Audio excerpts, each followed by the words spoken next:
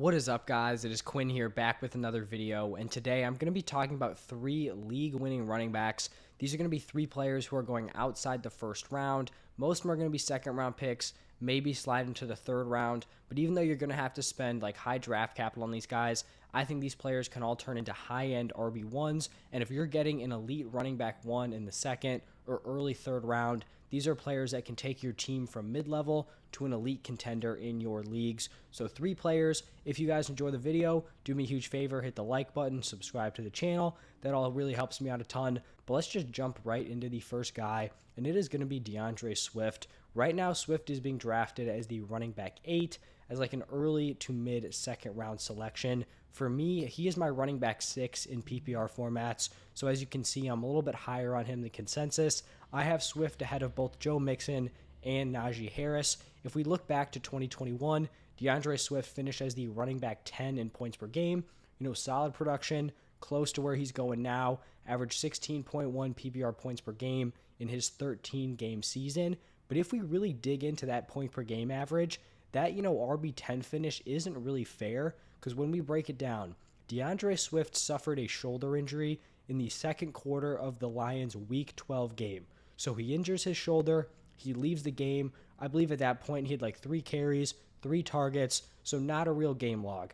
That game is counted into his point per game total, but then even after that, he returned for the last 2 games of the season. In those final 2 weeks, his workload was nowhere close to what it was early in the season. Like in week 17, he only had 4 carries. In week 18, he had 7. And from weeks 1 through week 11, he had never had less than 8 carries in a game. So I really don't think it's fair to kind of throw those last 2 weeks into his, full season production. Obviously, it's going to count like that in terms of points per game, but that's not the real healthy DeAndre Swift production. So if you break down DeAndre Swift's season, I talked about how he had that injury in week 12. If you go week 1 through week 11, DeAndre Swift was a high-end RB1. He was averaging 18.5 PPR points per game. That would have been the RB4 in points per game if you, project that over a full season. He was putting up elite, top-tier production. We know that DeAndre Swift has that elite upside because he has fantastic receiving ability. If we're just looking back at last season, he was the number 2 running back in target share. He was also number 2 in targets per game and then number 3 in receptions per game. And this is a spot with this Lions offense where I actually think we can see DeAndre Swift take a step forward. It's not like last year he had like this huge role in the offense. He wasn't a guy who had a 70-80% opportunity share. He was much closer to that 60 number. It's possible he just, eats into a little bit more of the workload in this backfield. He's also not a player who was on a top-tier offense with some sort of like insane scoring. He was on the Lions offense, not a great unit. He scored 6 touchdowns in those first 10 games. He scored 7 touchdowns in 13 total games. So it's not like he, went crazy in the touchdown department. This Lions offense is at least going to be a little bit better heading into 2022. We know they have a super strong offensive line. DeAndre Swift is going to be one of the best receiving backs in the NFL. So I think if you're getting DeAndre Swift early to mid-second round, you are getting a steal, because he really is a player who could, put up one of these insane seasons where he's getting 20-plus points per game, and then heading into 2023, Swift is like the RB4, RB3 off the board. I think that's totally in the realm of possibility. So he is someone who I just love anywhere in that second round. Now, the second running back I'm going to be talking about here, it is Alvin Kamara. Right now, he is being drafted as the RB10 around the mid-second round. His ADP is going to vary on certain platforms. I think on ESPN, he's already like a first-round pick, but on other platforms, he's going more back into the second. So remember, this ADP is going to vary, but he is my running back 7. And if we just, take Alvin Kamara, the player, we don't talk about a suspension, nothing happened this offseason, he's just coming into the league, fully cleared of anything, without any suspension rumors, Alvin Kamara is a mid-first round pick.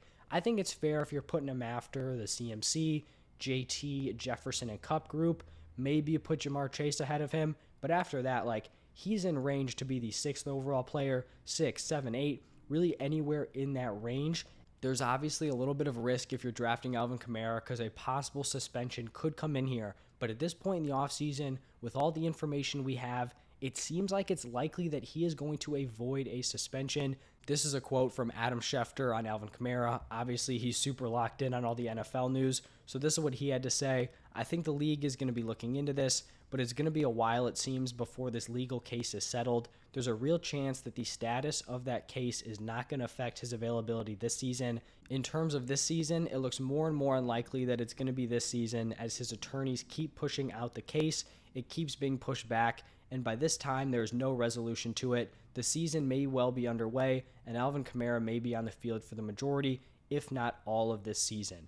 So here's the thing. With Alvin Kamara, if you're not looking at the suspension, this is a consistent high-end RB1 player. In his 5 NFL seasons, he has finished between 17.8 and 25.2 PPR points per game. That range is crazy. For your floor in 5 seasons to be 17.8 points per game, that's a career year for most fantasy running backs. Alvin Kamara is doing that like at his floor. People thought he was disappointing last year, and he was averaging 18 points per game. That's how high, the expectation is for Kamara. And even if you look back at last year, 2021 was by far his least efficient season. That could cause some concern as you see, he's getting older, still only 27, so it's not a huge concern. But you really just got to dig into the Saints offense last year. He wasn't efficient, but the Saints offense was brutal. You had injuries to multiple different quarterbacks on that team. The offensive line was banged up throughout the season. If you guys remember, the receiving core was horrible. We were hyping up guys like Marquez Callaway in the offseason to be the number one. Michael Thomas was out the entire year. You look at this offense now, Jameis Winston is back. The offensive line is going to be solid. You have weapons like Michael Thomas, Jarvis Landry, Chris Olave. This offense is going to be much improved. So at this point, with the information we have on his suspension, I think you take a little bit of a risk and you draft Alvin Kamara in the mid-second round when really you're getting a guy who's a mid-first round value, a high-end RB1. You're drafting that player for the price of a mid to back-end RB1 option. So I'm going to be all over Alvin Kamara this season. I think obviously you're swinging for the fences a little bit with this pick because if he gets suspended, it's definitely going to hurt your team.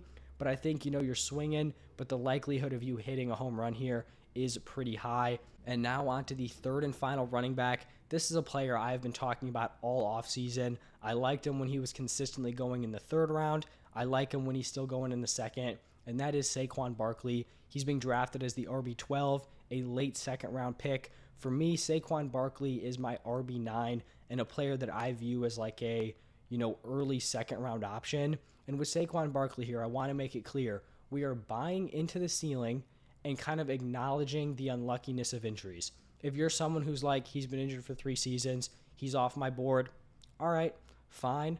I guess, if that's your prerogative, that's your thing. For me, I don't really love that strategy because I think a lot of the injuries are unlucky. They're not super predictive. But if that's your thing, that's your thing. But I kind of just want to break down his seasons and his injuries to kind of explain through why I don't think Saquon Barkley is a super fragile player.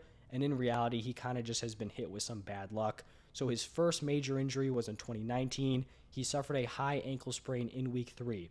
If we remember, looking back at this season, he did that in week 3. He finished as the RB7 in points per game at around 18 points per game. At that point in time, that was considered to be a very disappointing season for Saquon Barkley.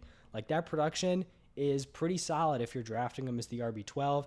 At that point in time, he was supposed to be like this clear-cut RB1, RB2, and it was disappointing.